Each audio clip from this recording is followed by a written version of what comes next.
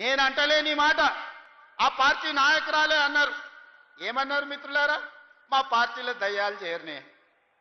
సొంతింటి బిడ్డ టీఆర్ఎస్లు ఉన్నోళ్ళు దయ్యాలని చెప్తుంటే సమాధానం చెప్పలేక దయ్యాల నాయకుడు ఫామ్ హౌస్ లో నిద్రపోతుండు. నేను అడుగుతున్నది బీఆర్ఎస్ కాదు, డిఆర్ఎస్. డిఆర్ఎస్ అంటే దయ్యాల రాజ్య సమితి. అది ఇయాల అది భారత రాష్ట్ర సమితి కాదు, అది దయ్యాల రాజ్య సమితి. అందుకే ఇవాళ ఈ వేదిక మీద నుంచి తెలంగాణ ప్రజలకు నేను మాట ఇస్తున్నా, అవి దయ్యాలు కాదు, కొరివి దయ్యాలను వాళ్ళని పొలిమేర్లు దాటే వరకు తరిమి కొట్టే బాధ్యత 4 కోట్ల తెలంగాణ ప్రజల తరఫున మీ సోదరుడిగా నేను ఆ బాధ్యత తీసుకుంటా.